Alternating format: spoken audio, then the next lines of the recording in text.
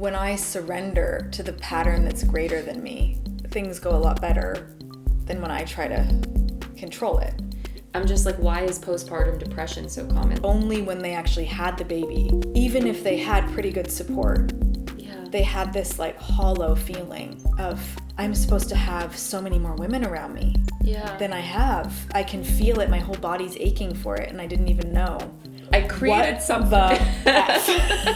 Like, this is insane. Like, I'm having a spiritual crisis, an existential crisis, and my hormones are doing crazy things, and I'm not getting any sleep. Sometimes, and I'm just gonna go really out there for a moment here. I'm like, the only explanation is that we are extraterrestrial. Wow.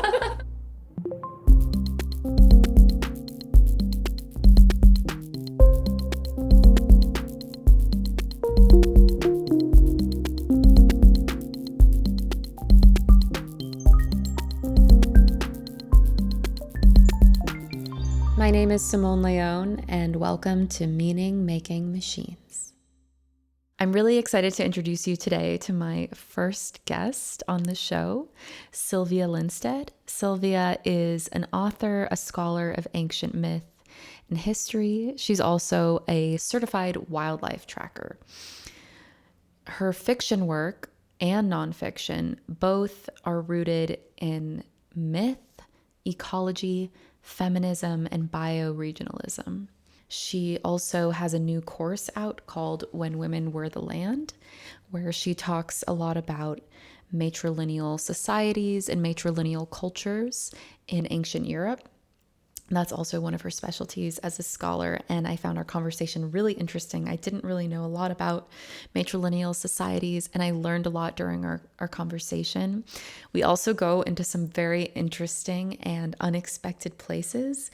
We talk about Greek gods, their connection to aliens, their connection to us, and how we relate to each other and technology.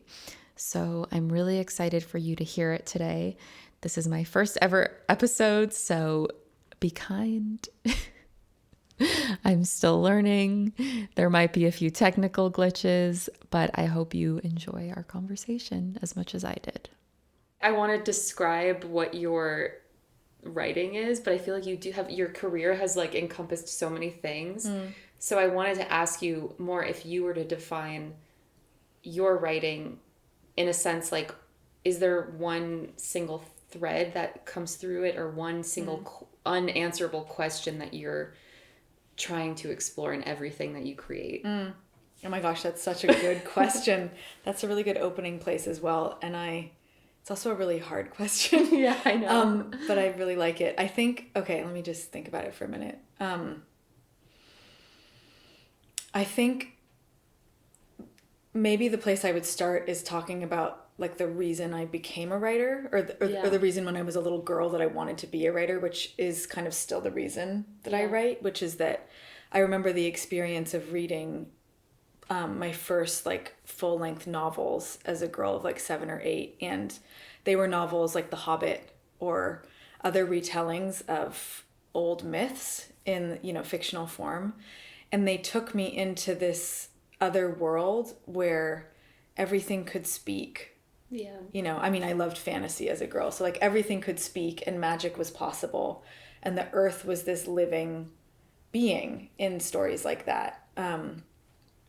And I think those first encounters with those kinds of stories were so moving to me and transporting, and also like grounding. Like, they made me feel safe in the world in a way that nothing else had up to that point. And I think that I remember this moment where I was like, I could be one of these people who writes books like this, and that would be even better than reading them, because I would actually get to do whatever this thing is that they're doing. And so that was kind of like the inception, or the moment of like the spark of wanting to be able to create worlds within this world that made me make sense of what it meant to be here, but also allowed me to re-enchant the world in the way that I saw happening in these old stories that I loved. And then as I got older and started to have experiences in nature, in the wild, like my first backpacking trips when I was a young teenager, I remember kind of connecting the dots and realizing that actually this sense of magic that I had thought was just in fantasy novels or in old folk tales or fairy tales was actually present in the living world around me, and that sense of connection to the living earth was what I had been seeking in those stories of magic. And so that's still what I'm doing with it. It's like writing is my way of almost weaving my way back into a sense of belonging to this earth and communication. Yeah. And it's sort of like this is Runa, everybody, by the way. And she needs to just sit down. Okay, that's enough. Thank you.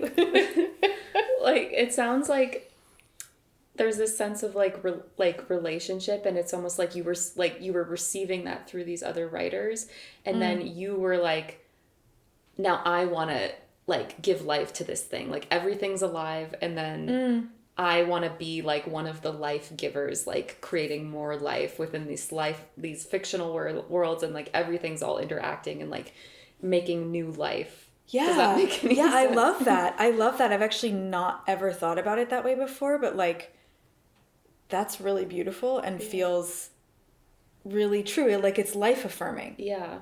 When I go into the writing process or into like a new story, it's life affirming for me. Yeah. And it's also affirming, like, it's life affirming for my experience of like being alive. And it feels also life affirming in terms of like affirming what I love about the world. Yeah.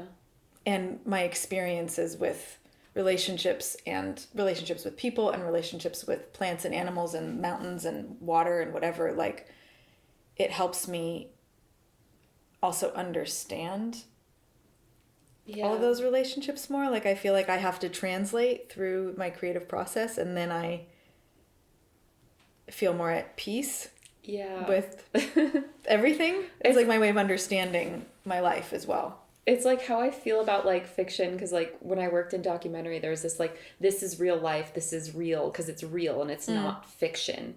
But then there's like a sense of like fiction, there's something like more true in it than nonfiction sometimes, that I think people who don't read a lot of fiction or who aren't obsessed with fiction, like they won't give into that. Totally. But yeah, I understand that completely, because like you can be more honest in fiction, you can be more true even if it's like not a real person, not a real thing.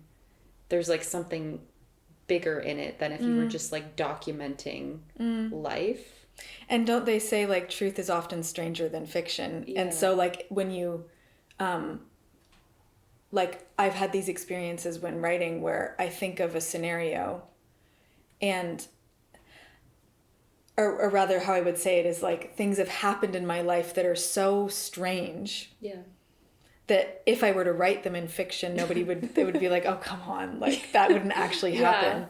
So there's another kind of truth telling that you do in fiction that's different than the way things happen in our real lives, but it gets ultimately to the same place or even deeper in kind of the way that myths or fairy tales are able to speak to something that goes into the unconscious or into the subconscious in a way that we respond to differently. Yeah. But that is just as true. Yeah. It's like a way for us to like translate without language, but using language. Yeah. To get there, because like there's just like so many things about existence that are so strange that it's like I don't even know how to put it into language. Are there even words for these things? Like my brain can't even conceive of all these things, but like sometimes when you hear it in a story, you're like your body resonates, and you don't even know intellectually, you don't even have to know exactly what the author's intention was, or even if it's like a myth, because there's not really one real writers of myths. Yeah. It's like and I think also there's images that resonate deep in our psyche that do something that help like balance or rearrange or help you see something in a new way, and you don't need to the point isn't to be able to intellectualize everything about it or pick everything apart and define it. Yeah. But to just rest inside the image, kind of like when you have a dream. Yeah, exactly. Like that's how I think about it, is like a dream. It's like if you try to explain it, you're like wait, but this didn't make sense and I was here, but it was this person, but I was in two places at the same time. Yeah.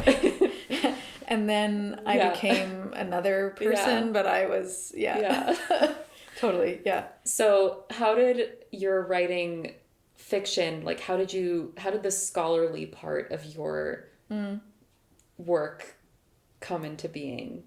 Because you have this like very scholarly, like, like the books in your office are so like, whoa, this is out of this world, but you have this whole other side to you too that like connects them. Yeah, well, also, I mean, I guess I keep going back to being a little girl, but like I had that experience that I mentioned where I realized I could do this thing that the writers were doing in the books that I loved. And around the same age, one of my great obsessions was ancient Egypt, like really big obsession. And I was in a way a mini scholar even at that point at age like 7 or 6. Like it was weird, honestly. I was in my bedroom like recreating rituals that I had read about in whatever Egyptian books I had for kids. I don't know what they were, and I had all the different deities memorized. Like mummifying. I wasn't mummifying anybody. No, that part scared me. But like I was into like these deities that had animal heads and human bodies, and I had all their names memorized and all of their properties, and I was doing some kind of communion with them. I don't really know what I was doing. But like I remember at that age also having my parents, I had a little friend named Becky, and she was also really into ancient Egypt, and we were trying to teach ourselves hieroglyphics, and we made our parents take us to the Rosicrucians Museum in San Jose, which was like such a strange thing as a little kid. So I go back to that point as like the twin origin point. Yeah. And actually recently I reconnected with this friend Becky like some few years ago. And what was kind of sweet to me is that she did become an archaeologist and I became a writer, but we both had both passions. Yeah. And I remember having this moment where we were looking at each other like, you did the other thing and you did the other thing, and we were both kind of jealous. Yeah, like you could have swapped places. Yeah, and she was like, she just didn't, I don't know why she didn't choose that path, but it's like a burning desire in her still to write stories. And I still have a burning desire to pursue archaeological research further. And it's something that I'm on the verge of maybe applying for more graduate school with that. But I think it's connected to, it's the same desire or the same seed that just can have a couple different manifestations. And I think maybe that passion for ancient history speaks to one of the main entry points for me with fiction writing, like because I'm using my imagination to try to embody other times, to try to understand what it was like to be human in other times and places, and what it was like to be I think maybe what drew me with ancient Egypt and what's the thread that draws me to specific cultures that I'm passionate about has to do with this like deep interfusing or interweaving of humans and an animate earth. And that was what like made me crazy about Egypt, because I was like, the gods there's a lioness goddess with she's a woman, but she has the head of a lioness. That's Sekhmet, I remember. Or Isis has like the wings of a great bird, and sometimes I think it's actually vulture wings, but that idea just spoke to me inherently. Yeah. And so studying those cultures, that research becomes the fundament of my creative work, which then is kind of the alchemical vessel in which I'm like sort of composting and transmuting all of that to try to like put it through my own body. Yeah. Like I get to embody it and imagine into it and dream into it. Whereas if I was just an archaeologist or classicist, you're not allowed to do that. And that's always what I've hit up against when I get too close to like the academy. I've tried, I've dabbled, and I'm like, but if I do this, I'm going to get in trouble for this part of me that. Yeah, because there's not like a full understanding. Like you're trying to like have the full. Like intuitive, artistic, and have that artistic license with it to be able to say, okay, in the end, I'm not trying to tell you for sure what was really happening, Yeah. you know, in the temple at Knossos on Crete, which is my great passion. We're never going to know for sure. So the point isn't getting it 100% right, but using all the details I can to then conjure something in my own imaginal dreaming place. And I think one place just that I get stuck in my creative process right now, like this is present moment thing that was coming up like today, is that I think maybe it's not so much a struggle as a shift in perspective that has been happening recently, where I've been realizing that I've been so concerned with a current project that I'm working on making it really historically accurate, that's somehow one of the most important elements of it, when in fact what's even more interesting is what all of that material means, of course, not only to the actual characters you're writing about, but to me as an artist right now. And as a woman right now. Like, why this? Like, that's the meta question, the existential question that you get to ask as a writer. Like, why is this the material that I'm obsessed with? I'm never going to actually know what really happened or be able to reanimate a Minoan priestess. So what is it that I'm hungry for?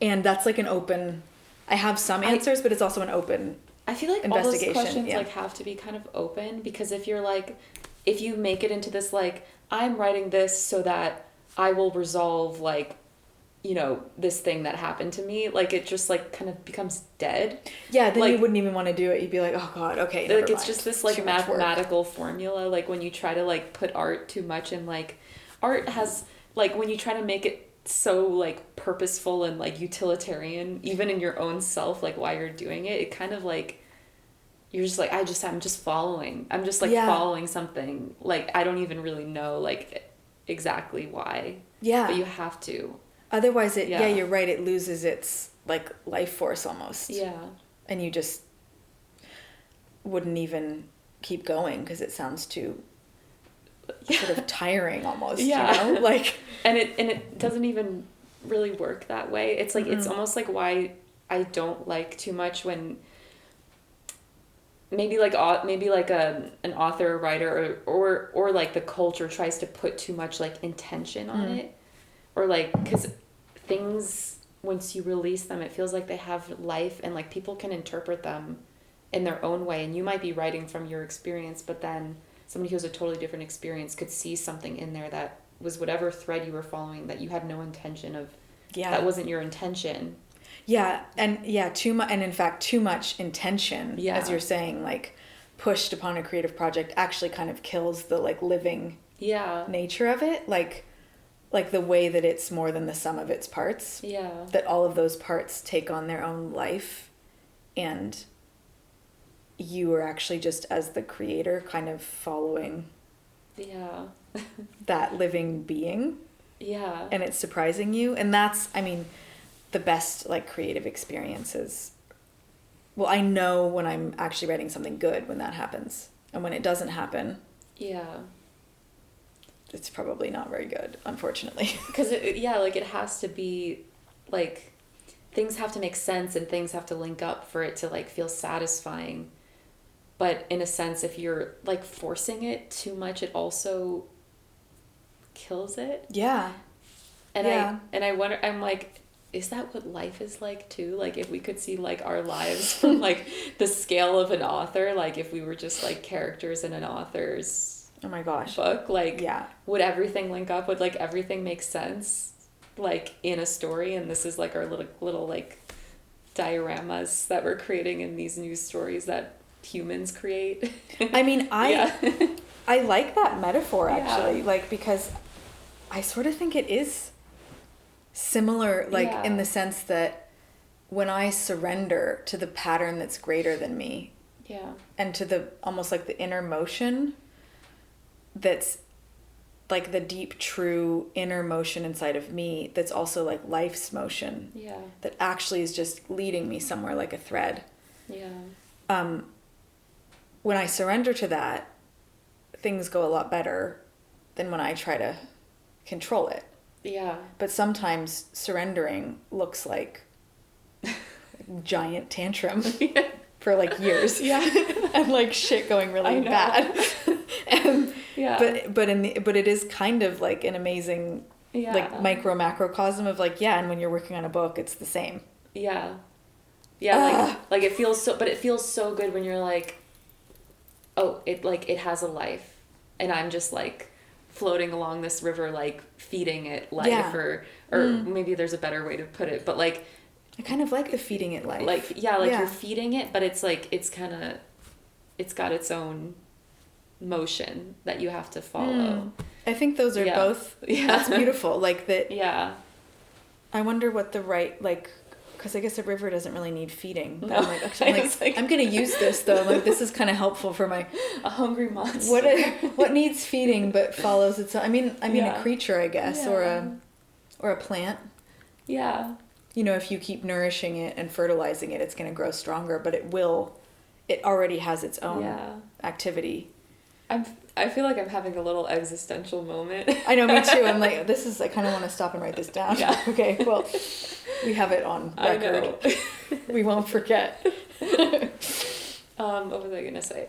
Okay, yeah, so I wanted to get into like some of your scholarly stuff in general. And because I know that you've been focusing a lot on like matrilineal cultures, like matriarchal cultures. I know a little bit of that about it, like from talking to you, but I feel like those words are foreign to most people. So how would you, like, what is a matrilineal culture? Like, what is that? Okay. Yes. Great question. Favorite question. I hope I don't go on too long about this. Yeah. But okay. So I like to use matrilineal and matrilocal, and I'll define both of those, more than matriarchal, even though I think matriarchal is probably a more familiar term to people. Like in general, it's more often used, and I think the reason I tend not to use it is that it can imply the inverse of patriarchy in a way that isn't that helpful. Because I think when people hear that, they assume the same kind of hierarchical structures of dominance that we've seen, you know, in Western culture for the last 3,500 years and elsewhere in the world. But you just put a woman at the top instead of a man. Yeah. And I think there have been novels that kind of explore this in ways that I slightly resent. Yeah. Where I'm like... You mean the matriarchal culture? Yeah. That explore the idea of matriarchy as they do that with it. Yeah. And they feel not historically well researched. Because in truth, there are no matriarchies, so-called, that look anything like a patriarchy. It's not just you put women in charge instead of men.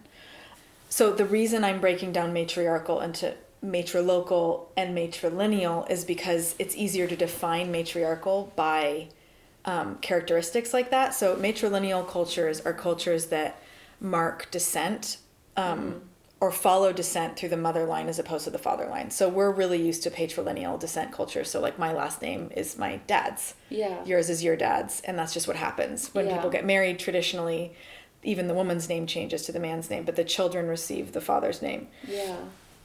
And most matrilineal cultures, not all, but like the tendency with the patrilineal culture is that that also means inherently that the wife moves to live with the husband's family. That was how it was. I mean, if we look at like all of European history,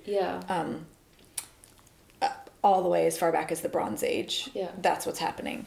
And so that means that the patrilocal is the woman moving to be with the male family. In a matrilocal culture, the father comes of children comes to be with the mother family, and in many ways, that makes a lot more sense in terms of the well-being of the children and the mothers. Yeah.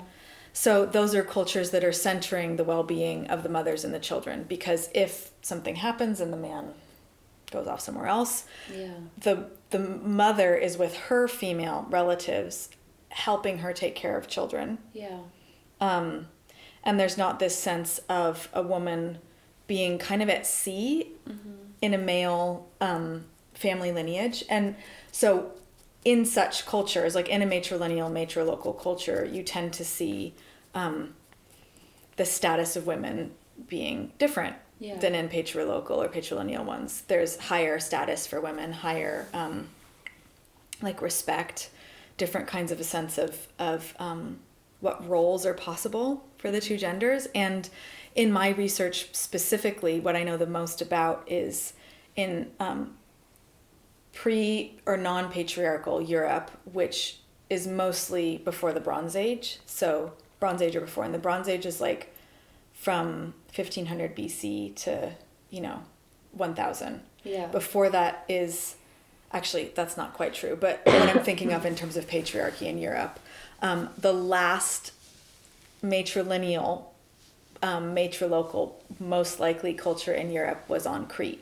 And it was Minoan Crete, and that's what I was mentioning before. So that's a lot of the books that you see on my bookshelf are Minoan, because it's like my huge passion.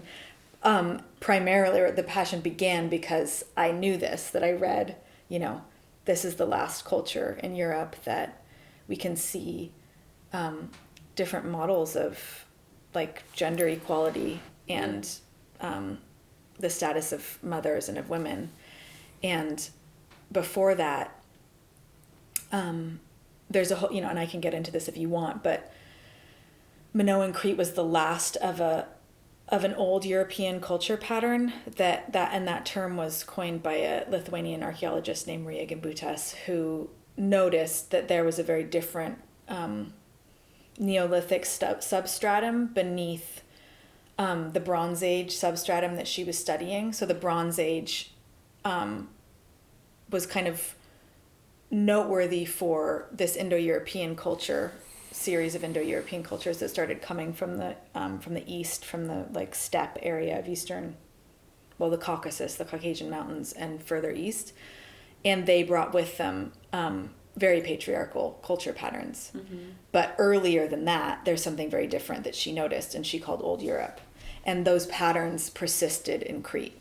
Yeah. So that's why that's a place of interest, because there were patterns that were able to be retained because it was this island culture that these guys couldn't really get to for longer. But it was in the rest of Europe kind of prior to that. Yeah. The idea, what it looks like is that prior to, let's say, 3500 BC, the culture patterns look more matrilineal. Mm-hmm.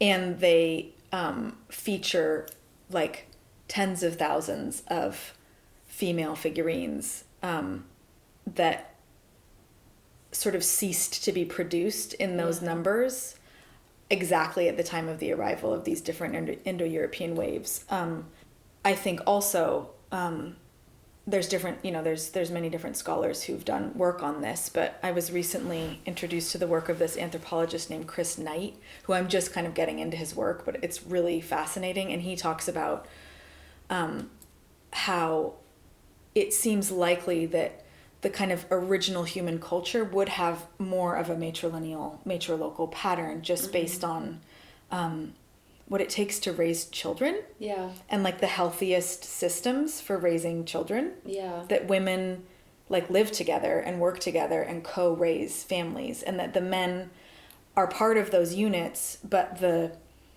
overarching structure is based on mother descent.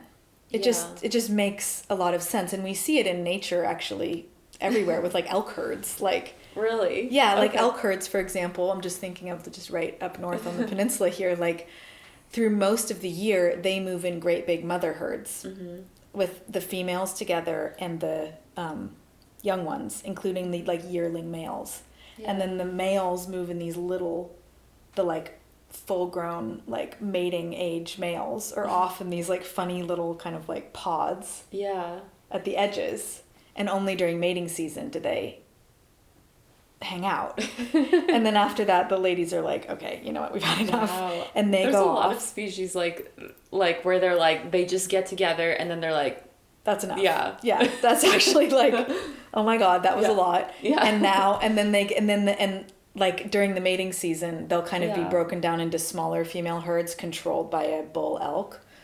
But once that's over, they get into these like bigger herds, and they're actually often led by an older female, which I find beautiful because she knows the lay of the land really well. Yeah. Okay, this is like so fascinating. Maybe I'll just stay on humans because like yes, sorry. No. I think Get it's off awesome. into elk. Yeah. I love that, but I'm like maybe my brain can only handle with humans because it's like it's making me think. Well, how we have it structured now with it's most people's houses are. Hi. Where are you going? Most people like. At least in our culture, they leave their family when they find a mate and they kind of live separately. But I'm trying to think in like where my family's from in Serbia, there is less of that culture of leaving your parents' house once you grow up. Like you just kind of make room.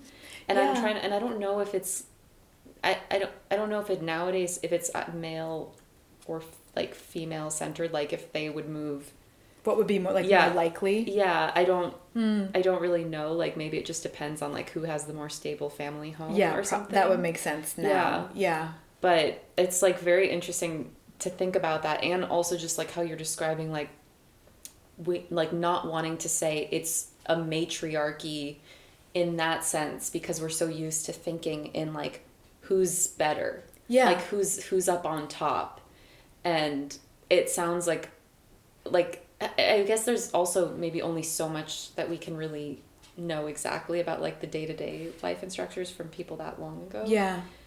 Well, no, keep going. Because actually one of the questions I was going to ask you was like how, and this might be more like an archaeological question, but like how from just these findings, like how are you able to get a clear picture of maybe what more of the day-to-day culture looked like without, idealizing it too much or without projecting our modern selves onto it too much? Like how do we find like a more accurate picture? Yeah.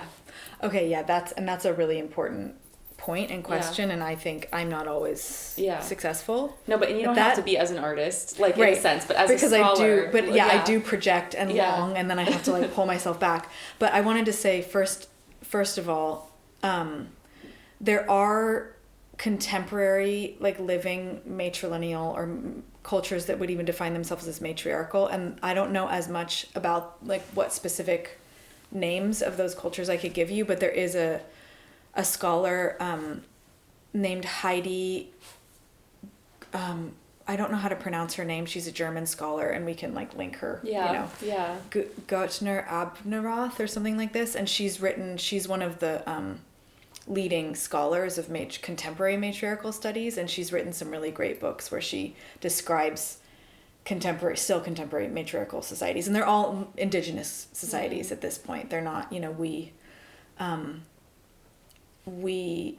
in Europe, in many ways, when I look at the patterns of old Europe that I was talking about, and then what happened after, and then the layers of like Roman conquest, the Roman Empire extending, and then Christianization, a deeply earth-rooted indigenous consciousness got conquered a really long time ago in Europe. And one of the ways that I actually try to understand Minoan culture is by looking at living matrilineal cultures and seeing, okay, these are some patterns. Are there ways that these, if I project this lens over the material culture, does it make things make more sense? Yeah. And I think it often does. And I'm not the only person who thinks that. Can you explain that? Yeah, so like more? For example, like one of them that's coming to mind is the Haudenosaunee Iroquois Confederacy, which is like 6 different indigenous cultures in the northeast of present-day North America. And among them, matrilineal structures are still practiced in their leadership, like councils of leaders. And those councils, so there's like, for example, there's, and I'm not going to get all the details right on this, but this sense that there's female councils of elders as well as male councils of elders. There's a male chief, but the highest authority is a clan mother. And she makes the ultimate decisions about the chief, about whether or not he's actually like doing the things he's supposed to do as a chief, and if he's not, she can depose him. Or historically also there's evidence that I remember reading about that like it was ultimately the choice of the Council of Women whether or not the people would go to war.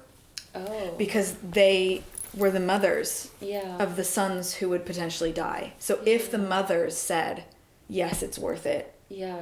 then okay, it was really going to happen. But if they at some point were like, enough, Yeah. that had to end. So those are, and one more thing is that there's like the structure of their longhouses, and I can't pull to mind like the exact details right now, but there is a scholar who I really like who writes about Minoan houses, and he compares them to the structure of Iroquois longhouses, and his study of the architecture of the Minoans is to suggest that the way that their houses are structured makes it seem possible that these were mother-centered cultures as opposed to patriarchal ones. Because apparently, this was shocking the first time I read it. Often matrilineal or matrilocal cultures, you'll see bigger houses, but that are like multi-unit. Oh. So it's not like a big palace that you're seeing. It's almost like one house that's like smushed with many inside of it. Whereas patrilocal cultures, you see something that looks more like the nuclear family. That's what's expected in terms of how the house works. That's because I'm thinking of like a cousin I have in Serbia who, she had her house with her kids, but then they were expanding. They put a new floor in, and it had another apartment. So like when her kids get married, like one of their families will live upstairs, and I'm like, is that maybe like a remnant of the matrilineal? And you know what? Yeah. In Serbia, you come from the motherland of old Europe. The motherland. The Vinca. Yeah. Yes. The Vinca people were from present day Serbia, and they are one of the earliest, like, really thriving big old European cultures that Maria Gabutas excavated. And so, I mean, family, like the kinds of traditions that have to do with the home and children. Yeah. I think it's so possible that certain like instinctive patterns just never change all the way. Yeah. Because the mothers didn't really leave. Yeah. And it's like, then you're like, it sounds so positive.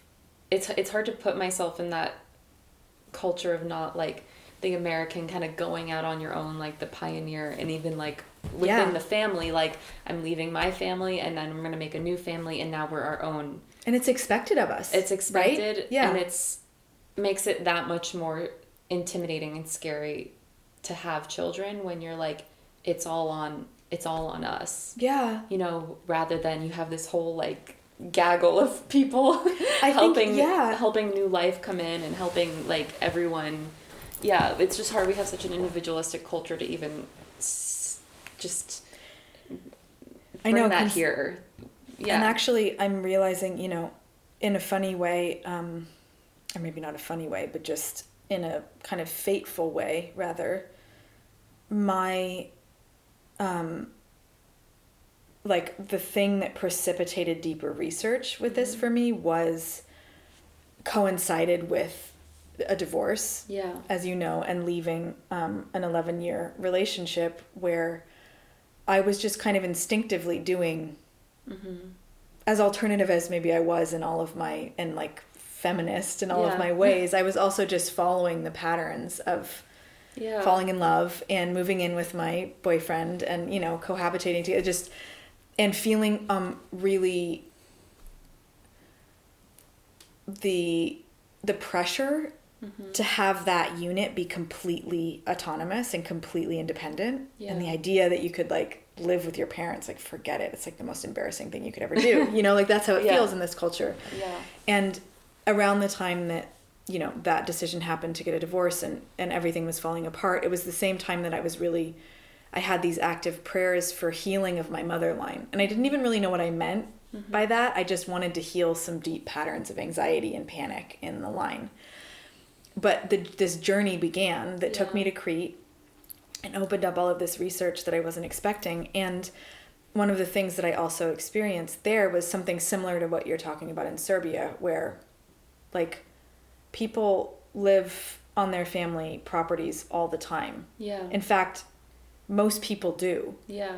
The idea that you would like cast aside this, you know, family house that's been there forever and try to go, it's just like, why would you do that? Yeah. Like there was no embarrassment. Of course you don't want to be like living in your parents' basement not doing anything, right? Just but if you're mooching like, off of them. If you're contributing to the world, it's just like people just staying together and helping each other out. Yeah. And being with each other through their whole lives. Yeah. And I think it really started to open up that question for me more and made me realize exactly what you're saying, like looking at our culture where we compartmentalize and we like, our elders are in old people homes and we see each other twice a year, you know. Yeah. And we don't even really like know what aging and death is like on a day-to-day basis. And if you're in the older generation, just like being connected to like birth still, even if you're not in that phase of life. Exactly. Yeah. Connected to the babies and the new generation. Yeah. And then I think also maybe at the center of it is that it makes parenting so hard for couples. Yeah. And mothering so hard for women who I've had a few friends in the last like 5 years who have hit full on, like with their full body. Yeah. Like, oh my God, it's not supposed to be this way. I've heard like at least 3 of them say that, like only when they actually had the baby, even if they had pretty good support, they had this like hollow feeling of, I'm supposed to have so many more women around me than I have. I can feel it. My whole body's aching for it. And I didn't even know until now. It's like devastating. Well, and I wonder if like maybe your research will end up like going here. 'Cause like, I know you're interested in learning more about like midwifery and that whole you know, way of knowing, but like I'm just like, why is postpartum depression so common? Like, where does that come from? Like, that doesn't, I don't know, is that some sign of some imbalance like in physical world or like hormonal? I think so. Yeah, I mean, I've not been pregnant yet or had a baby, but I just wonder, why is that so common, and is that natural for that to be so common? I mean, I think like postpartum depression, I don't know as much about this as I could, so take this with a grain of salt, but like from my reading and thinking and talking to friends, it feels like because you have such a big surge of hormones when you give birth that are like euphoric, they do, and then they crash. They crash hard.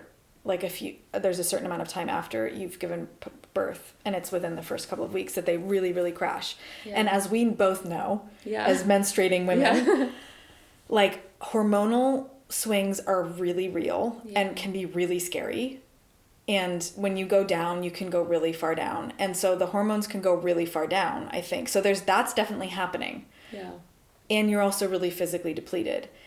And I think then if you don't... And then you have a new life to take care of for 24/7. Baby, exactly, that's like pooping everywhere and you don't know what you're doing. And and especially if you don't have a gaggle of like aunties and women around you who are like making it feel lighter and making you understand, you know, just there, knowing what to do, knowing how to help you. And you're having an existential crisis, probably. I'm imagining myself like, wait.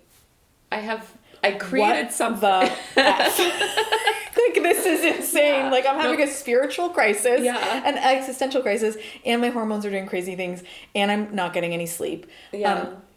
If you don't have really good support and people helping you, I think the danger of postpartum depression is really real. Yeah. I think, like, all of those factors are such that, like, you know, it makes sense that it happens. Mm-hmm. The doorway's open for it to happen, and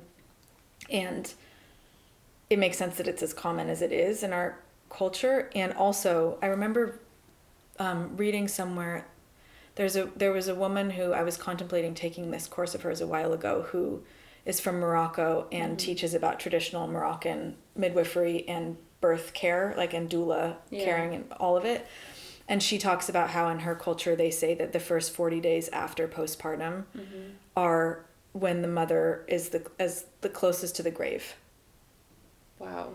Because of I think in the past, that was the time when infections and sickness could get you because you're so depleted, and also suicide.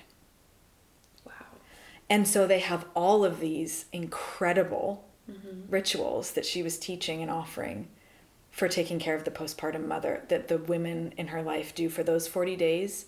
You are treated like a queen. Yeah. And I remember watching this, like, I mean, that's what description she had of it, and I was crying. It made me cry. I was just like, that is how it should be. And if we don't have that, it sounds terrifying without that. Well, and it is terrifying for women without that. It feels terrifying here because it's like, there is no like federal maternity leave, and like, the most basic one is 6 weeks, which I just don't even understand. No, I don't even think, as I feel like women I know who've given birth are like, that's like just about the point at which I can like walk normally again. Yeah. Like. And then you have a baby. And you have a baby. You need at least a year. Yeah. I think. That's my, I haven't even had a child, and that's my feeling. I know, it just like, it confuses me, and it makes sense to me why we have in our cultural narrative, like, having a baby will mess up your life. It's like kind of like that felt like that was ingrained in me growing up. Like the worst, not that this is a good thing to do, but it was literally like the worst thing that could ever happen to you in your life is to be like a pregnant teen.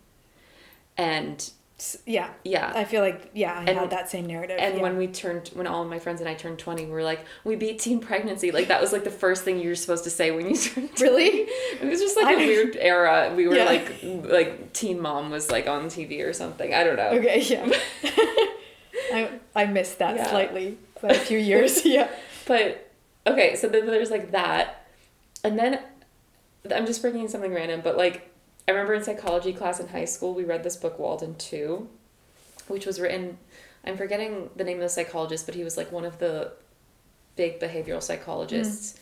And it was like a kind of utopian vision he had. And in this vision, like people would live in like communes and everybody would take care of the baby, etc. And girls would have babies like starting at 16 or like just like those few years around age 16, but they wouldn't really care for the baby. I don't know. And I remember thinking that and being like, wait, what? It's weird that in our culture that kind of would feel true for a lot of people, that would be the worst thing to happen. And yet it but is in a matrilineal, like we become childbearing at that age, but like, and I wouldn't want that on anybody because you don't feel mature enough in your brain. No, and we don't have anything in our culture that makes you feel like where that would be a good option.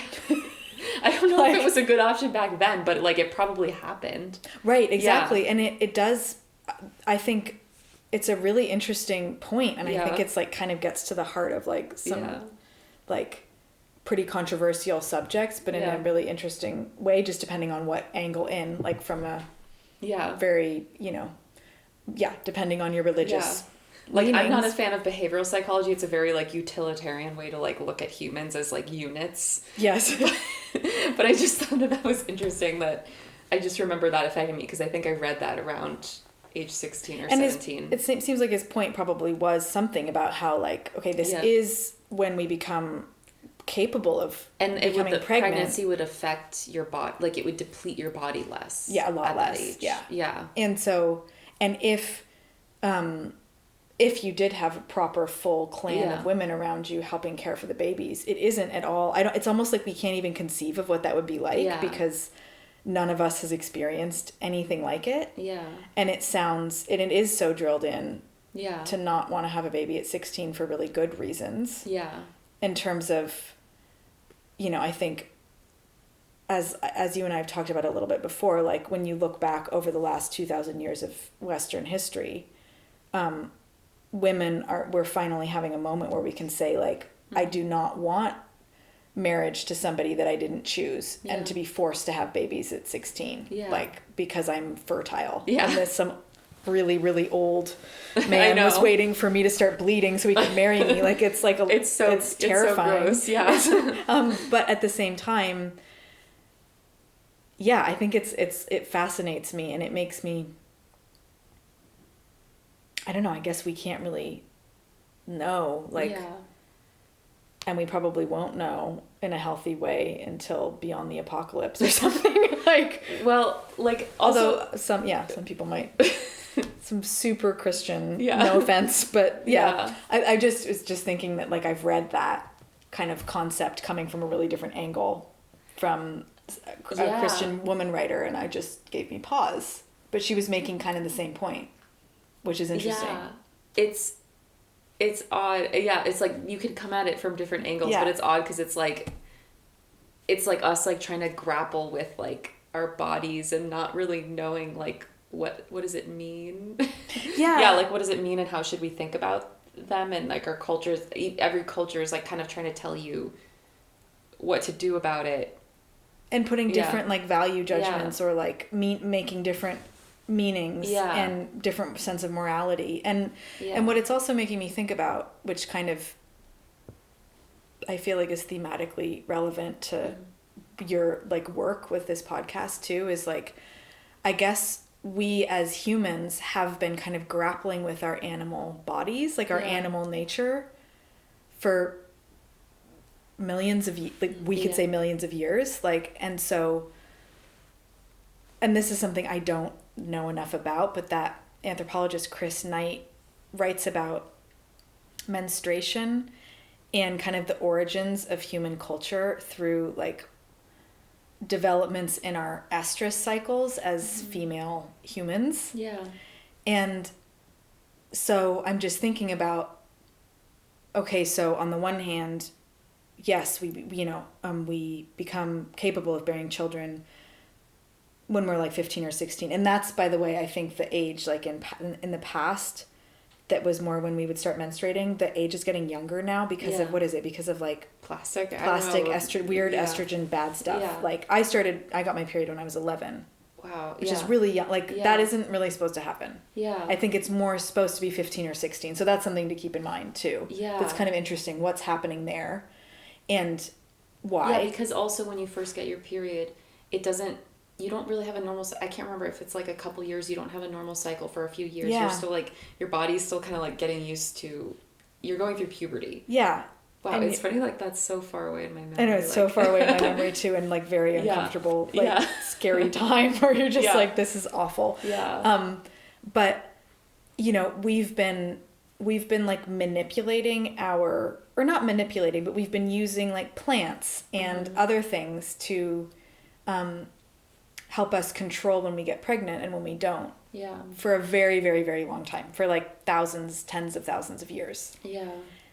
And so I just wonder if we're imagining early matrilineal organization, young women, when they would start bleeding, might also be trained. Yeah.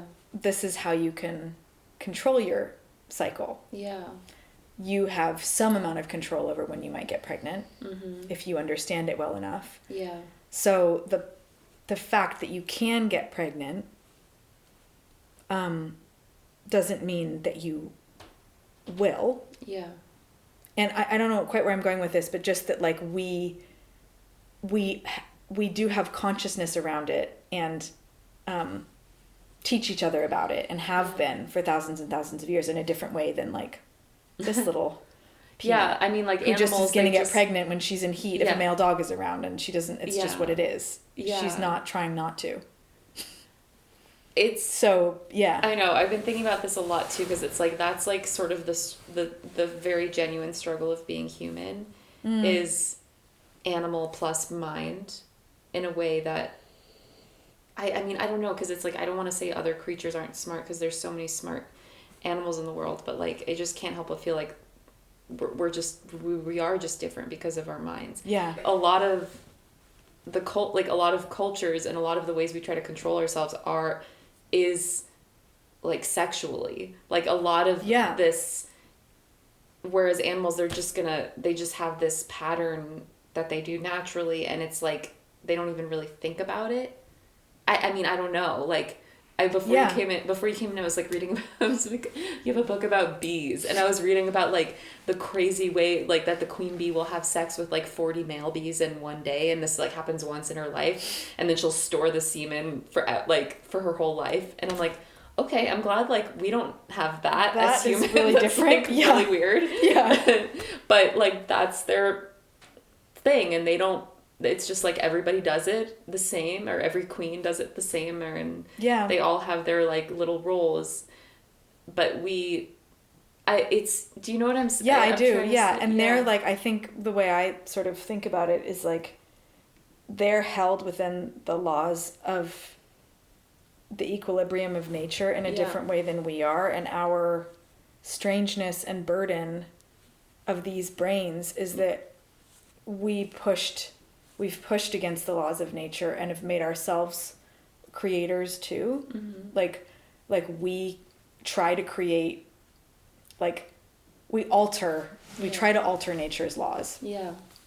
And we've taken ourselves outside the balance of things. Yeah. And so many traditional indigenous cultures, their culture structures are really elaborate, and they are really elaborately trying to hold that balance around the human.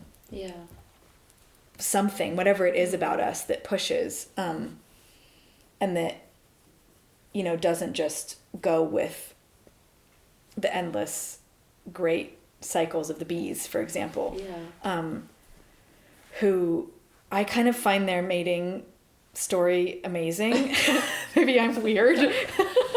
But because of the way that the queen like suffuses the entire hive. Yeah. With that sexuality, like they're not like she's almost like the womb of the hive, and the whole hive is the whole body. That's how I see it. Yeah. But anyway, that's not our. We should not try to do that. No, we should not try to do that. That is not a good look. Like that is going to be really scary if we try to do that. Like we should not do that.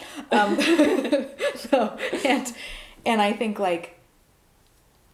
I mean, I don't know, this is the kind of ultimate dead end that I get to in my mind of like, no matter what explanation I've ever read from an anthropologist or anybody else, a scientist, about the origins of our consciousness and the way we are, including Chris Knight with his, menstruation and women's like sexual revolution having to do something with a change in our brain structure.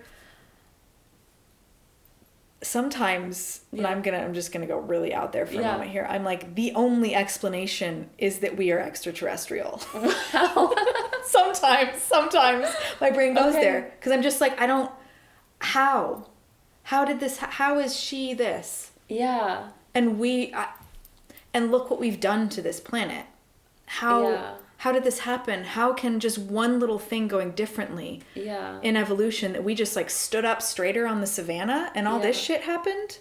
Like, I don't get it. I'm not saying, by the way... No, wait, I want to tell you my theory when you're done. Okay, tell me your theory, because I just think it's good to be open, because it I don't get it.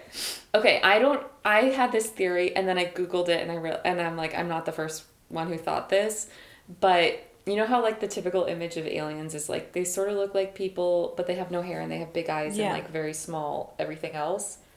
And they're kind of like gender neutral beings, too. Yeah. They all, like, and my theory was, and they all are, like, in spaceships, and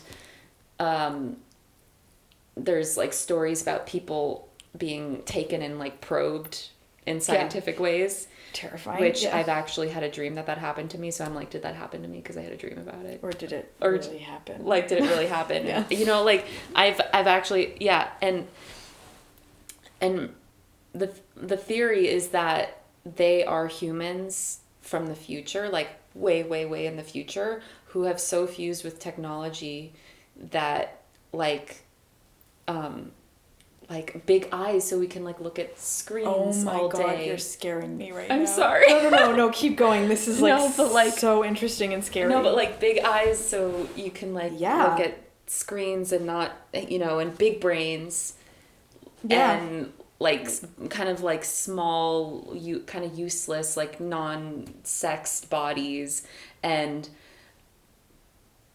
okay, now I'm going off of my own theory, but like if they're coming back to try to gain something essential from us or infuse something in us. What do they want? Like life, like whatever life-giving, I don't know, like before humans have so like destroyed their animal nature to become fully like humanoid beings is kind of out there. Wait a minute, is this fully your theory or is this a theory? It's like not fully mine. You're fusing, I'm fusing my riffing off of it with other people's. Like I just had this thought and then I Googled it and I'm like, oh, people, that is the name of a theory. Wow. That they're like time travelers. But there's something like that, that they can't like that they can't fully be like in the physical, like they're all just kind of like we see them and we imagine them. You know what it's making me think of? It's interesting. And I really like, I find this very disturbing. And also I like circular time to like, I like this kind of theory where everything is kind of circling back on like, so did we exactly do something millions did seed like human DNA? I don't know, whatever, we're getting extremely out there right now. But what it also makes me think of is that same sense of these kind of semi-immortal also beings, or maybe not immortal, but like if that's possible, that at some point we would kind of exceed the boundaries and the limits of the mortal biological body. Yeah.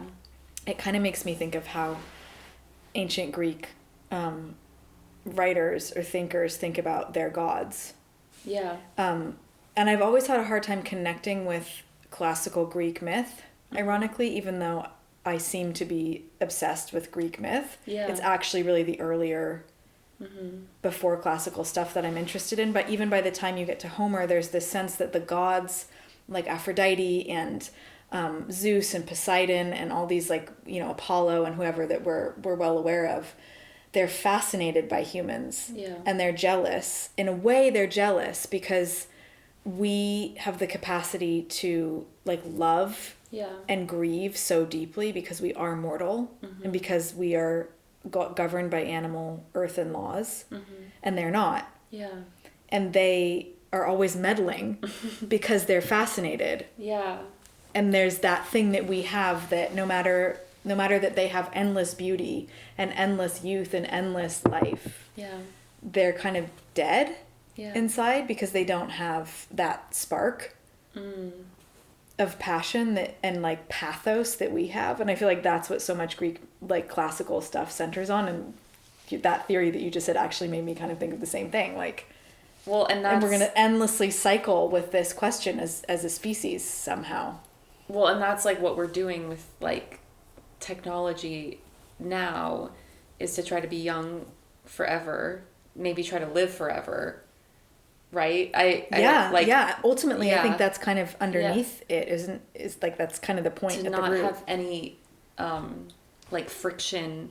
No, in like if you were a Greek god, could you just like snap your fingers and like food would appear? Or, like you could eat and never gain weight, and you could like you're just not bound by, and like sort of that's like what we're trying to do with technology, is like make everything really convenient. Yeah, and painless. But we have these mortal bodies, so there's always this trade-off, or like, oh, I can get food delivered, so then I don't know how to cook. Or like I don't know how to grow food, or like we can be so divorced. We're so divorced from all of that, and yet we're also, I think, experiencing like an epidemic of like loneliness and existential dread and depression. Yeah, and this is why I'm really scared about these like AI relationships. Like that freaks me out so much, but it's probably going to be like normal. Oh my God. Like at some point, it's probably going to be like normalized. Is it like becoming a thing?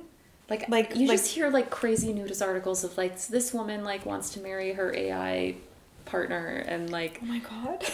And they just sound like delusional, I'm out crazy of the loop people. in my don't get in that loop. Archaeological books. But it does make me think that like maybe we need to have a little reread of the classics. Yeah. Because those guys, they were all men writing about this, but they were kind of already grappling with this. Yeah. And I guess on the other hand, we could say that that's the point that this impetus began in Western culture, and we are seeing from that point of classical Greece, where like there was the rise of like pure logic, pure reason, divorced from the body. You can kind of trace it back to that point in the West, I think. It's very pre-Christian. Like we are seeing unfortunately, probably not even the most extreme. You know, we're still in the development of the most extreme form of what we're going to see of this. Do you mean of technology or just the mind taking over the body? I think the mind taking over the body. Yeah. And like, and the idea that we could... It divorces us from our bodies. Yeah. But this, I think what I mean is like this impulse to be completely divorced from the body and to somehow like immortalize our brains. Yeah. And immortalize our brains / have everything feel so easy for the body that we are living without any discomfort, because that seems to be a lot of what the impulse is, and yet we offshore all of it. Well, it's like no matter what we do, there's going to be a problem created that never existed before. Like I don't know, because we were talking about food, I'm thinking obesity. Yeah. That never really existed before we had certain technologies that could create like really addicted food and food with no nutritional value and all these things. And then we have a solution. We have Ozempic or whatever, or like 24-hour gyms. I don't like, there's so many things that I don't know. I'm like the Amish. Are the Amish the only people thinking about this? Where there's like so many consequences to technology, and then needing a problem that never existed being created, and then us having to come up with more solutions. But like, so now we can call anyone at any point, and we can talk to anybody all over the world, but we're so lonely.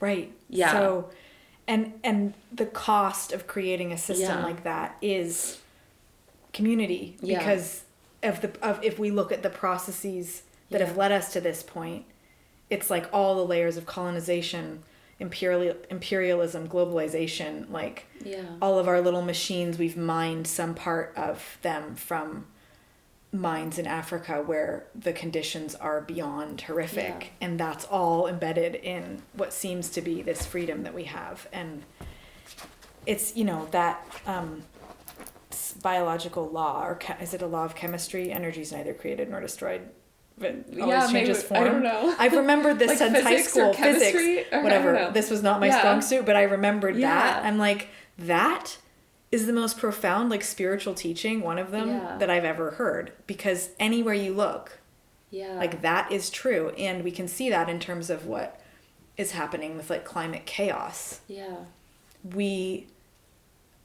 I think the thing is what I was saying before, that we kind of pushed against the laws of nature. And we've tried to play God for so long. The truth is, in my opinion, we've just kind of, how would I put it? Like,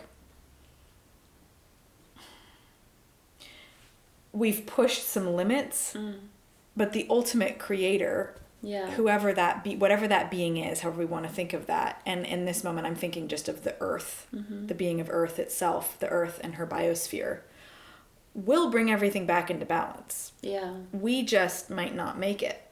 Yeah. Like, we've pushed and pushed and pushed, but in earth time, we're kind of a blip making a mess, and the laws will come back. I think this is why, me personally, I love these kinds of stories, and a lot of people do, like the post-apocalyptic or like the collapse, like, stories. I don't know why, I just, like, love them. I kind of like them too, yeah. But I think... But they're terrifying. But also, they're like, would I actually really want to be living that way? Like... No, that's the thing. But what it would take to get there would be will be completely devastating if that's what. Yeah. It's horrifying. But there's something like, oh, wouldn't it be great to just have this big reset where like everything you do is life or death. Like things really matter. Like you getting food, that really matters. If there's zombies, whether or not there's zombies there, but like, let's hope like, not. But like things are it's already hard enough to yeah, get food without it's already hard enough without zombies. Yeah. But like a lot of these worlds have zombies in them. But like where everything really is like consequential and everything is like there's so much significance and feeling, just like your day-to-day survival and who you surround yourself with and the relationships you have will define your survival. And it's like this modern part of us that doesn't really need to worry too much about those kinds of really physical immediate things, because we have it, at least here we have it like kind of taken care of. And there's like the Greek gods looking at the mortals. It's like in some ways modern, like we could be the Greek gods in that situation where we don't really know what it's like. That to is feel. such an amazing point. Yeah, like we don't really know a lot of things that indigenous like people had to do in order to have this very deliberate balance of how they survived and how they moved around the world. Like we don't really have to we can just kind of relax, right? And we long for, there's such a deep, I think there's such a longing for some like essence of our nature that we have a hard time connecting with now in modern Western culture. And yet at the same time, the challenges are things that we think we want, but we have no idea what we're talking about. No. Like I actually just as a reality check moment that I had recently around my old Europe obsession, is I was reading one of the theories about why so there's the Vinca culture that I was talking about that was in Serbia around 6000 BC, and then kind of like neighboring it was the Cucuteni Tripilia culture, which was like stretching from, I think, and Vinca went into Romania, and then the Cucuteni was Romania and Bulgaria, and that was the biggest, like most like amazing, advanced, beautiful artwork, like really big settlement, but with no obvious hierarchy. So it was like egalitarian households. And it seems like there was some kind of collapse that happened or weakening that happened before the Indo-European invaders. And the latest, one of the theories, the most recent theories, is that one of the very early forms of the Black Plague swept through because they were living in a big agricultural settlement that was different than the way hunting and gathering cultures had lived before that in Europe, where they could kind of outrun big plague like that, and also they weren't living with animals in the same way. And the like version of the Black Plague that they think it was like one of the really scary ones. It's like even scarier than the one in the Middle Ages. There's like an even worse one that has a higher death rate. Wow. That I was listening to something about it and I was like, this is the scariest thing I've ever heard in my life. Like you go to bed one night and you wake up and like everyone's dead. That's it. Nobody seemed sick, and then everybody's like black in the morning. Wow. It's like, okay. So, yeah, that is really devastating to think about. And those things like that were realities in a different way that we just cannot actually understand in this world of, antibiotics and good vaccines that do protect us from things that little kids died from all the time in the last, in the 1800s. And that's just one little example of like, there was a proximity to death, in the Neolithic, in the Bronze Age, in Minoan Crete. That scares the shit out of me and us. And at the same time, it is kind of that proximity to death and to the regeneration through the earth that cultures, particularly these old European and matrilineal ones, had. That there's something that I'm so drawn to at the same time, because it's like, I think getting all the way back to the matriarchal and matrilineal. There's a feminine, chthonic, meaning like conscious of descent into the underworld, into death, and the endless truth that there is always regeneration out of death. That is what we've been running from that in a way in the West since, around that time. And yet, the more we run, we offshore that death. It doesn't go away. We just don't see it in the same way anymore. But then when we do face it, whenever we do in each of our lives, we have no preparation, no story consciousness, no acceptance, no like sense of the mythic cycles and the beauty of regeneration out of death in the earth that cultures like this did have. That was a really long thought. Sorry. Well, and I thought, so you said like this plague came when people started living closer together in agriculture, and it's like, we need the antibiotics and the vaccines, but because I'm just thinking of like disparate tribes, like in, large spaces, humans weren't all interacting with each other. So the diseases couldn't really spread, or not the way they can now. Not at all. And that is sort of, it's like hard. It's like something we're still kind of like trying to understand. Like now we're all this global society and we're all figuring out how to live together, and we're moving around all the time, and we're like accepting of other cultures and other races and all these things, which is so positive, which you wouldn't have in like, a more hunter-gatherer existence where everyone's like, other tribes are dangerous, or I don't even know what it's like. I don't know what that's like. I don't know if it's necessarily all other tribes are dangerous, but you just wouldn't see as many. I think there was probably, I think it depends on resources, actually. I think it would depend on resource competition. If you have enough and nobody's attacking you. Because if you have enough and somebody else doesn't have enough, they might take your enough. It's complicated, but certainly humans were never used to this amount of like just everything. We're a global culture, really, in the sense that we all are susceptible to like disease, a pandemic, in a way that wouldn't have been possible in other times.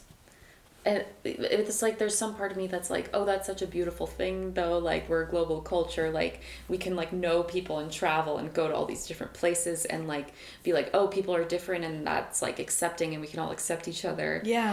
And I don't know, it's like part of me when we start talking about like this deep history, and it's like there's something that happened that shouldn't have happened, and we're living in a mistake. So like I can easily kind of get in that track. Same. And then sometimes I'm like, is this just part of the story? And it's hard to know, like, was this inevitable? Was like this, I don't know. Like, did we need to? I know. Yeah. It is kind of the question that we get back. I mean, that I always come back to over and over again. And I do often operate out of this feeling that something went wrong. And I don't know that that's that helpful. Because I do think it was inevitable. Because I don't think it's useful to think. To think about it any other way. Like, because how do you pinpoint the wrong point? It's like in, stories about time travel, when you go back and try to change one thing, you mess everything else up and something even worse happens that you couldn't have conceived of or whatever. And in that way, it feels like somehow we're on this journey as a species. And also journey of consciousness, understanding itself in a way that I cannot possibly get my head around. And I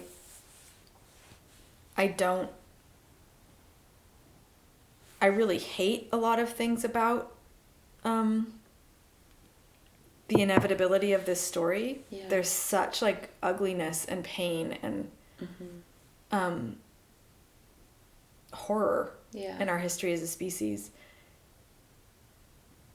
And so that it almost takes me all the way back to that when I was saying earlier about how in the writing process right now, I'm having this moment of really looking at my passion for these feminine forms Yeah. in the archaeological record in Crete, and what it is that I'm trying so desperately to excavate, like psychologically and spiritually, as well as literally from what I'm reading. And it feels to me that even though, like, I could never possibly, like, wrap my head around how we might talk about if this had just changed, then this would be different. Or if we could just use this pattern of culture, then we would be better. I think rather there's something about, like, going back and touching different points that we're drawn to, as if time is not a line, but we're just in this kind of circular vortex of time, like those time traveling future aliens that are maybe us, or like the Greek gods looking, you know, whatever it is, like, in that there's something in this moment that we are needing to learn from the deep past in order to keep going in a way that isn't fully destructive. And I don't like, I feel that we're at a hinge point as a species. I feel that too. Yeah. And that even sometimes I think about, like, a lot of these cultures archaeologically we couldn't even study until the last 150 years. What, like Minoan Crete, because of the technology, or why couldn't archaeology wasn't even really a thing until, like, the 1850s, which I didn't really realize until recently, or 1800s. And Crete, like Minoan Crete, was not excavated until 1900, and it coincided with, like, early feminism, and the iconography of Crete Minoan Crete actually fed early feminist thought. And so it just, from, like, a really mystical standpoint, or whatever, like, other standpoint than the kind of academic one, I just wonder if all of these things are showing themselves to us now. Yeah. Because we're at a moment when we need to look at everything and touch certain things, and, like, I'm going to stop there. I get what you're saying, and it's sort of like we're at this point of such extreme acceleration, and, like, the last century was that, but much slower than this century. Yeah. And I think if I was living back then, or even if I was born in the 1800s, living through the 1900s, I would think things are changing too fast in the 1900s, because it's like every decade is a new era. Yeah. But now, I don't even know, like, every year, every 6 months is a new era. Like, it's so overwhelming, and it feels like, well, what do we do? What's AI going to do? Like, what? It's completely overwhelming. What is the next 5 years going to look like? With AI, it's like, there's nothing grounding. Dizzying. There's nothing grounding, and we feel like we're out of control. And I think we are. Yeah. Yeah. So there's this, like, part of me is like, do we need to look back in the past to try to heal this culture, or do we just need to, is this culture just, like, is our culture now just in self-destruct mode, and we just need to let it self-destruct? Like, I don't know. Maybe both. Yeah. I mean, it feels kind of like, I'm not sure how much we can do about the culture not self-destructing. Like, it feels like it's in such rapid motion that we're just on track to go over the edge of a cliff, but it might take, I don't know, like, it could get really a lot scarier before that happens. Yeah. So I guess for me, like, it's like, how do we survive through I'm this? Like, put my feet right back down in 2000 BC and just stay there, because sounds like very relaxed. I need some help. Yeah. So, and I think that's kind of how I've felt since I was 6. Yeah. Like, I feel like I got here as a tiny person, and I was like, I don't get it. I don't understand this time period. I always felt like that. Like, I do not understand this time period very well. And I think I really like that image that in going back into the deep past, we're almost like, it's like an anchor dropped. Mm-hmm. It's like, I'm going to hold on to these rocks. Yeah. I'm going to hold on to these, like, ruined, like, parts of buildings for dear life. Yeah. To ground something of my sense of culture and my sense of what it is to be human. And I think, like, in the West, as a Western European person, the reason for Minoan Crete also is specific to that, in that I'm trying to hold on to this rock beneath the history of Europe and the history of like in Western thinking, which we attribute to the Greeks. Yeah. But the Minoans are beneath. Yeah. They're like evacuate the body into Plato's realm of pure like images and reason, you know. And so I'm holding on to those rocks. Yeah. Because that's also it's still in our blood. I believe that, you know, it's still in our makeup. And so, yeah. I also, you know, I feel like I've heard of this time as one where, and speaking now from like a more spiritual or indigenous perspective, like so many more people are conscious of or attending to or waking up to like ancestral presence. And that feels like it's in response to the era that we're in. Like, yeah, because there's this like there's so many ugly parts of globalization too that I think about, you know, human cultures just flattening and being one mega culture that really has no heart in it. Yeah. And you know, we're losing all these like very specifics about these very specific cultures that we all descend from, and like there's something really just devastating about that too. Yeah. But there's also a resurgence of obsession with preserving and reconnecting with ancestors that I feel like in the realms that I've like taught or spoken to people in, like it's on the rise as never before. Wow. So like that gives me hope. Like all the people you're meeting in your lectures, they're like from all different backgrounds, and they're kind of wanting to go back to their roots. Yeah, specifically. Yeah. And I think also I remember this is getting into like astrological territory, which I don't know that much about, but I think our generation is shared with this. Like they're Pluto, those of us born with Pluto and Scorpio. I don't know if you were born with that, but it's like a 18-year cycle. Well, then probably. So probably, yeah. But I don't know like what. Yeah, what year it's switched. Like, yeah. But there's a particular focus on ancestral, the ancestors. And I remember a long time ago hearing that and being like, that's interesting. And then noticing, you know, in the last 10 years, like versus 20 years ago when I was a teenager, the amount of consciousness around like researching your ancestors, doing ancestral healing work. Yeah, like all these websites where you send in your saliva. All that, or like people like spiritual whatever schools for ancestral healing and working with ancestors, and it's really big and it wasn't before, and I think that's in response. Yeah, totally. I think it's in response to this moment where people are like, whoa, we're gonna, we need to touch the bones and get some help. But then there's this other, like, that's like one part, and then there's this other part that's like hyper speed, like let's go as fast as we can to, I mean, I'm just thinking of like, I don't know why I'm thinking of like the Kardashians, of like, there's this guy, I can't even remember his name, but he's like spending millions of dollars to try to stop the aging process in his body and like doing experiments on his body, and he's like in touch with them. He's in touch with them? The Kardashians, and like they're just like all on board, like let's do whatever we can to who wants to age, like who wants to age. That's apparently I don't know, like it's not like it's fun to be 20 forever, right? Like it feels really good. I don't know, but is it? It's like what is like what's happened, like it's sort of like a small example of like the cycle, like trying to break the cycle of like the life-giving part of the ancient cultures that had to exist. You had to be in relationship to aging and death. You had to like I don't know. Yeah. We're not, I mean, I have that infect me all the time. I'm like, I don't want to age. I don't want to have wrinkles. Like, I'm like, oh my God, I'm getting like wrinkles on my chest. Like I need to put more like creams on myself. Yeah. And then I stop and I'm like, what's going on in my head with this? Why am I scared of this? Like, why?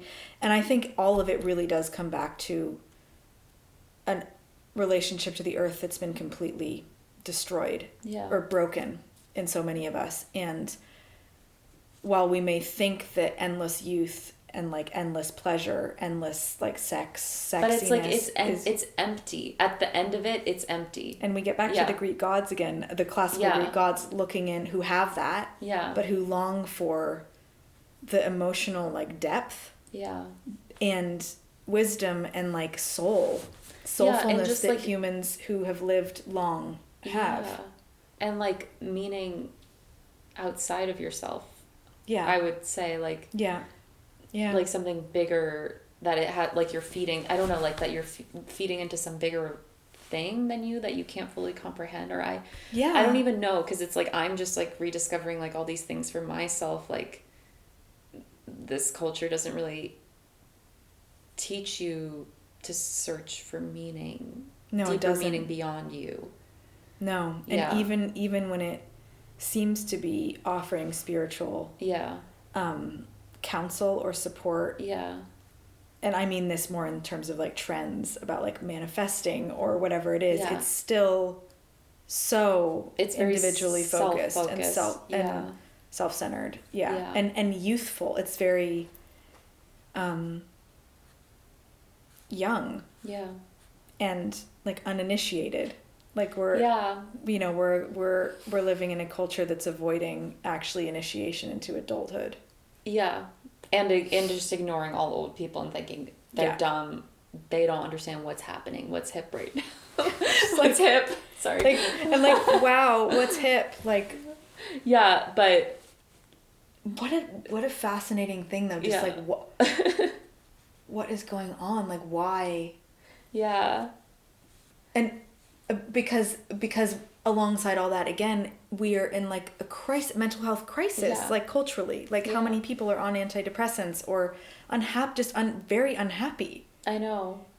So, which means that endless youth and like no wrinkles and a perfect like figure don't satisfy like our deep emotional selves, and that everybody that's just true. Yeah, like we're just gonna, the more you run away from it, the more I think real that you realize it is. And maybe I don't know if I'm projecting, but like maybe in more ancient cultures it was just so in everything, like meaning and animism and just everything being alive. It was so, you wouldn't even question it. Like you wouldn't even know how much you needed it. But until you are as far away from it as you possibly can be. And I think actually the thought that's coming to me with that, and what was kind of trying to come to me when I was thinking about the Black Plague and the Neolithic, and is that like, on the other hand, you can see like the inevitability of death and the closeness of death and the amount of grief of like, because I think we've loved the people in our lives as much as we do now for all of our history as a species. I don't think ancient people loved their children any less than we do. So the amount of death and disease and sickness and like war and terrible things happening that people had to endure, but particularly like sickness and that sort of thing, like I think it makes sense that we've got to this point where we have somehow along the line in this like evolution of and I'm just again thinking of us in the West, but this goes for everybody I think on Earth in different ways. We don't really want to suffer. We don't want to see the people we love suffer. If there was a way to give your child a pill from the doctor so that you didn't have to watch them die from something horrible 4,000 years ago, you bet any mother would have done it. And so it's like, so here we are. And now we have like miraculous medicine, but we, and miraculous all sorts of different things. But on the other hand, we're not very good at sharing them amongst people on the whole planet. So some of us have that. Plenty of people still don't. We don't even have like plant knowledge. Like we don't really have that like. No. We've lost a lot, but we've gained this one. So it's like we're in this rebalancing. It feels to me where it's like that feels inevitable to me, that we had to swing all the way to like this place. And now what? I wanted to, if you want to close off, you just released a course that I'm planning to take, or at least watch the lectures. Could you just share a little bit about like what that is and where people can find it, and anything else you have going on? And I think it actually in a way well, it's relevant to our conversation and kind of like a place to continue exploring some of these thoughts. Yeah, we might have a part 2. Yeah, we might need to have a part 2. Clearly, we could keep going for like the rest of the night. So the course I have is called "When Women Were the Land: Unearthing the Myths and Histories of Old Europe," and it's through Advaya, which are a great like educational platform in Europe. And there's 7 lectures of an hour and a half each, and it's like it is in a way a course that introduces you to Old Europe, what I was talking about, the culture that Marija Gimbutas, the Lithuanian archaeologist, uncovered. So the first lecture really goes into her research and work and what is Old Europe, like controversies around it. But because I'm primarily a storyteller and a writer, I've approached it through the lens of myth and fairy tale. So I'm tracing the motherline memories that still exist to this day in fairy tales and in myths that we can, in Europe, that we can trace back to Old Europe. So looking at different facets of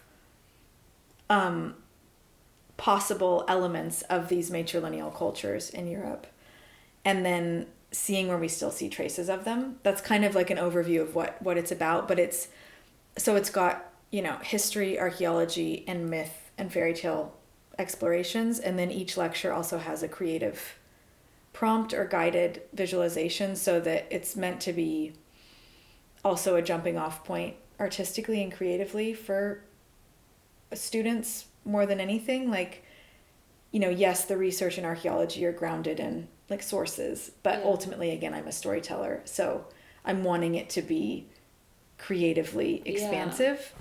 So the lectures are Mother House, which is the overview, and then there's Hestia, which is about, kind of goes into more the matrilineal houses that we were talking about, and the fire as a symbol and histories around that. And then there's Bear Woman, so going into like very older Paleolithic bear myths and mother bear things. Holy Water is about sacred springs and waters and the traces of ritual behavior around water in Old Europe. Swanskin is about sacred birds and shape-shifting and ecstatic like dance in the ancient world. The Tree of Life is number 6, and that's about the Tree of Life as a symbol, and also stuff about childbirth as well. And then the final one is called Spindle Whirl, and it's about weaving and spinning, creative like textile arts and storytelling as related to those things in women's oral traditions, and then also kind of as a metaphor for tying the thread together for everybody, like personally. So that's so cool. And it's like, it's integrating all those things that I think need to be integrated. Yeah, absolutely. And it is about connecting to like female faces of power and sovereignty outside of a patriarchal system. And again, in the end, it's really about reclaiming those in ourselves as much as it is about trying to describe them in the past. It's about both. And maybe the only way that we can at this point in time try to reclaim them is through our creativity and dreaming, and not because we don't have that literal physical connection anymore. But our dreams and our creativity are pretty powerful still. Exactly. Okay. Well, that's a good place to. Thank you. This was awesome. Way to start off the show. I'm so honored to be the first conversation, and like what a amazing conversation and amazing questions. Thank you. Thank you, Sylvia, and thank you so much for listening to Meaning Making Machines. You can find out more about Sylvia's work on her website, sylviavictorlinsteadt.com.